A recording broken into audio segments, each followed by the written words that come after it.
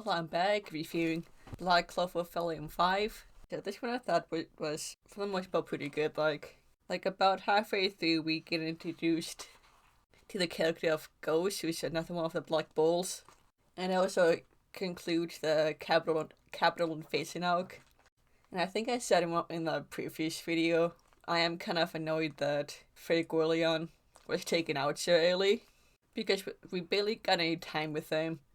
Like, this is like the one arc with him in it for a while, I believe.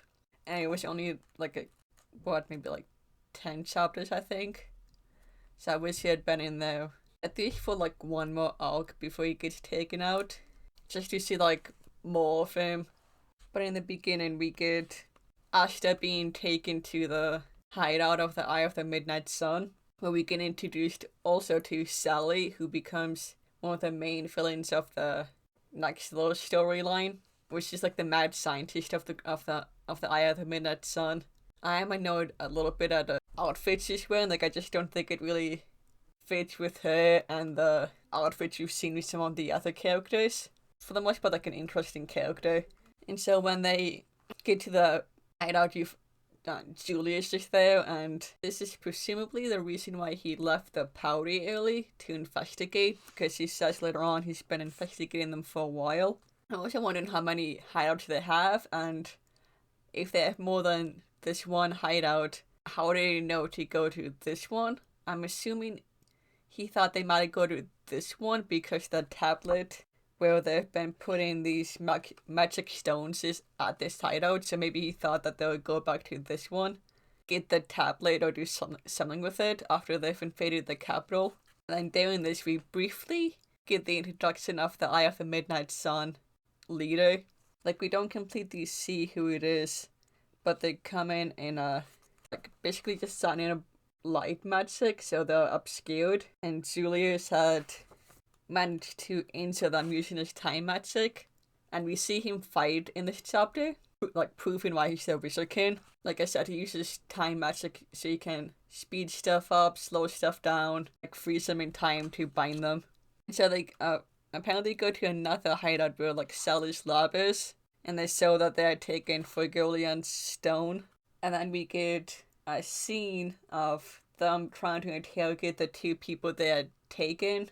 Catherine, who was the woman fighting, and then another guy was the only one that Julius had managed to capture before the Eye of the Midnight Sun leader came and saved everyone else. And so this is something I was confused by, because Marx, who is the assistant to Julius, he's saying, it's no good, there's a protection spell on them, I can't search them for information.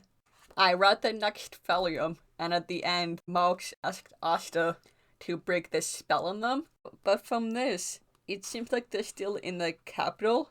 Like, Asta, Tommy, Noel, and all the others are still in the capital, so why didn't they ask Oscar the time to break the spell on them? If everyone seems to know that he uses anti-magic? Because Julius knows. A lot of the other captains, there's a lot of the other mages seem to have heard about him using anti-magic. Why didn't they ask him at the capital when it's presumably been like, I don't know how many days between this and then them asking them at the end of Volume 5 with everything that happened? I'm just kind of confused about that. It took them that long to ask him. After that, we also get introduced Rebecca. She was actually introduced earlier in the anime than she is in the manga, in like episode 1 or 2 or something, when they had gone to take their exam, I believe, and she was shown with her younger siblings. And in here, she's had a mix so that Fenrir convinced Asta and Locke to go too with him. She and Asta end up becoming friends during this, and it leads into the next arc, which for the most part focuses on Ghost, who is one of the members of the Black Bulls who uses mirror magic. So he can like summon a mirror to send like beams of energy at people. He can summon a bunch of them to like bounce it off, and various mirrors he summons, he can create like a clone of himself. I think he can also like teleport slightly between the mirrors, because at one point he's like fighting, and it looked like he like he has his Mew, and then there's like another one on the other side of the enemy attack. It looks like I think he like jumped to that Mew. I think it looks like, and so like at this point, Ghost and also Fenril, my least favorite Black Bulls.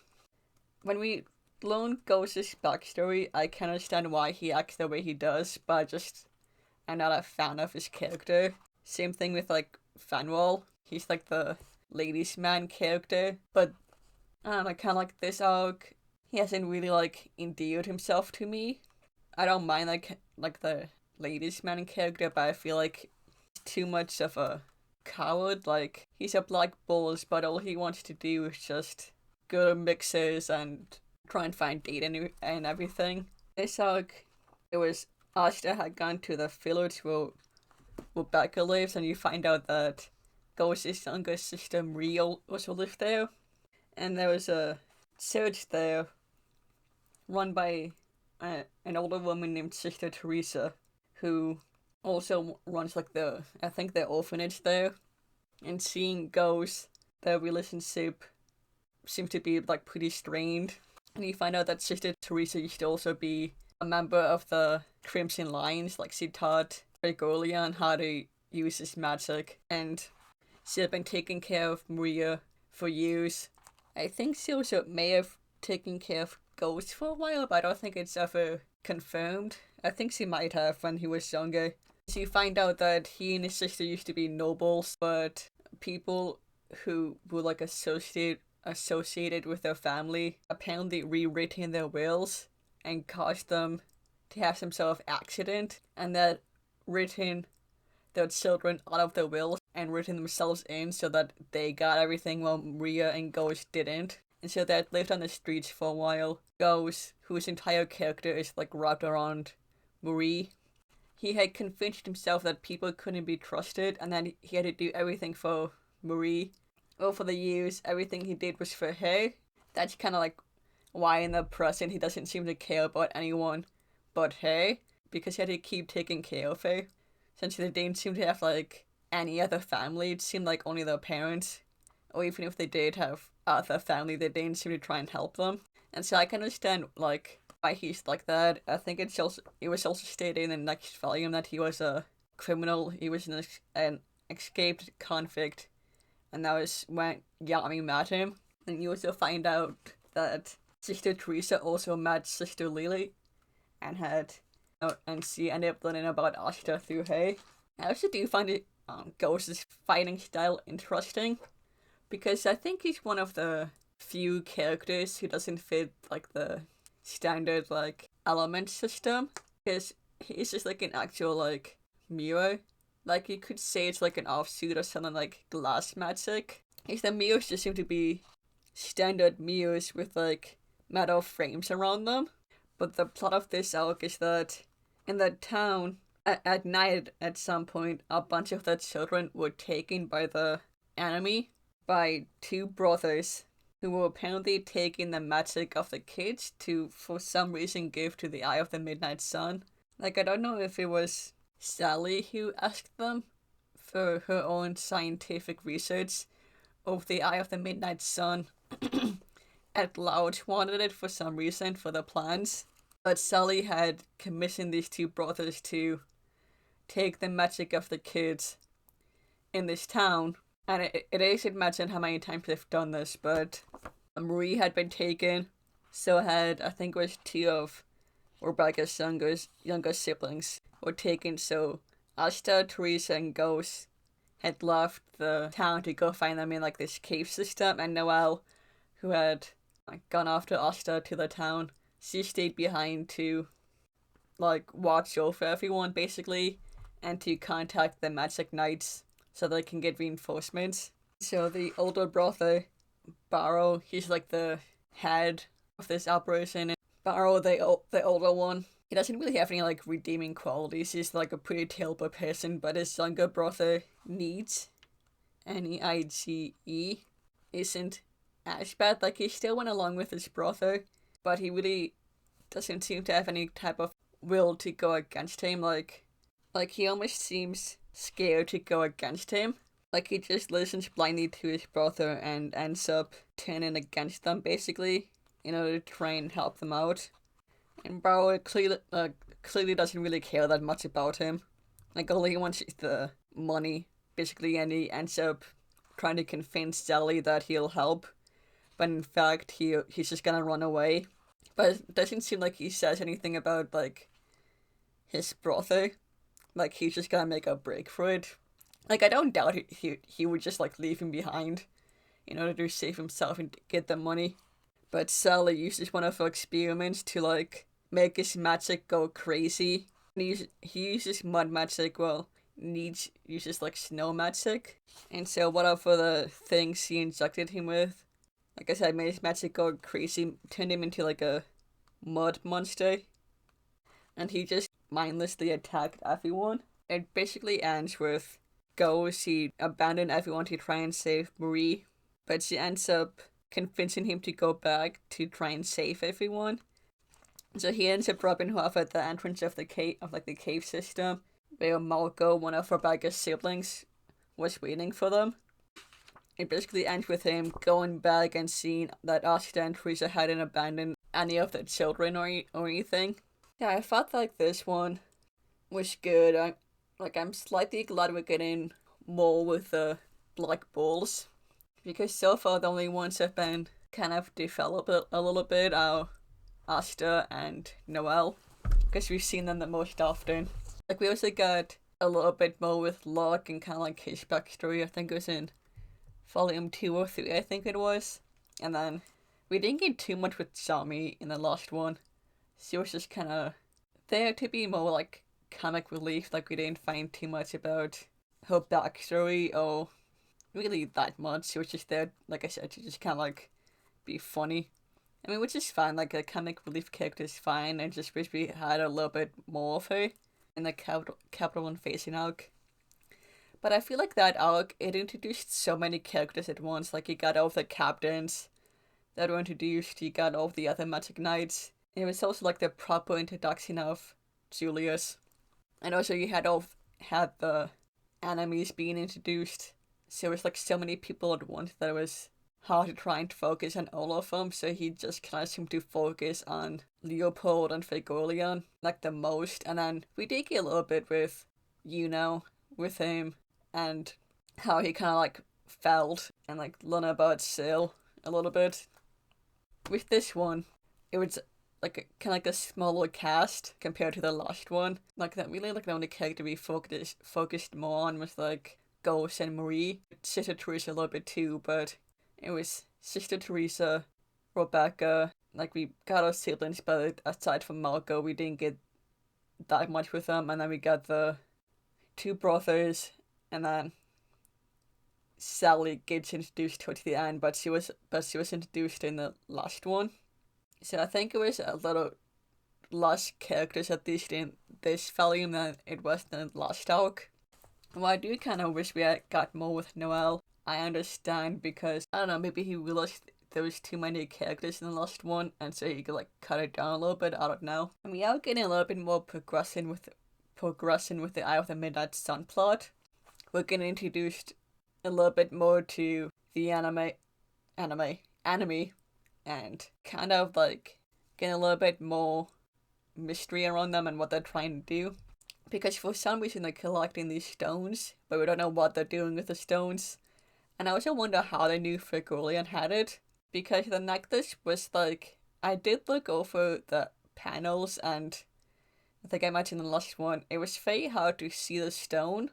So, like, unless they somehow knew or heard that he had it, I don't see how they could have known.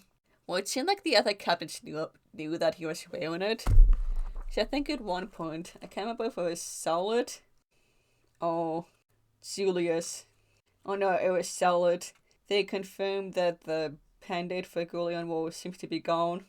So it seemed like at least Solid knew he was wearing the stone as a necklace. And they do believe there was maybe an inside job barrier to be, I think, not destroyed, but just not working properly.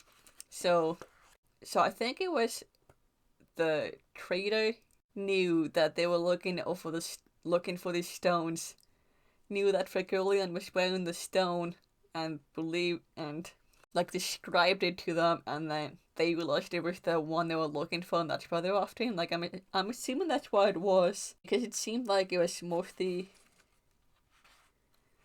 obscured by like his clothing, so it was pretty hard to see it unless you knew he was like wearing it. Like I'm assuming that's why he had it, and that either he was wearing it to like protect it, or he didn't know the significance of it. Because I think one of the other pendants they had, I can't remember if this was in the manga. It was, yeah. Oh yeah, it was they got the stone, and at the end of the Sausage Village arc, Nero went to one of the houses. It was the village's chief house. Got the stone, brought it back to Asta and Noel, and I think they took the stone. And it said one of the guys said it was the chief's protective charm. So I'm wondering if he knew the significance of it, or like what it really was, or people were just saying these stones are magic, just protect them, but nobody really knew what they really did. I don't know, because it's like one of the stones belonged to a village chief. I think it was in the Commonwealth, or one of the outer realms, I think. While the other one belonged to a nobleman who was a captain of one of the magic knights. So it seems like the stones are pretty scattered around, because there's like two different people to like protect the stone. So unless they had scattered them so nobody could find them, maybe they never told anybody the significance of them and to like better protect them, maybe. Because it just seems weird. Because like somebody had to have known about the stone that the village chief was wearing in order to like tell them, so that they can have Heath to try and like capture it. So I think he was working for the Hour of the Midnight Sun. Yeah, Heath was working for the Hour of the Midnight Sun. And so somebody had to have alerted the Hour of the Midnight Sun that the chief was wearing it, or this was in the village. I wonder who that was. I don't think it was explained, unless he just had somebody in the town acting as a spy who told them.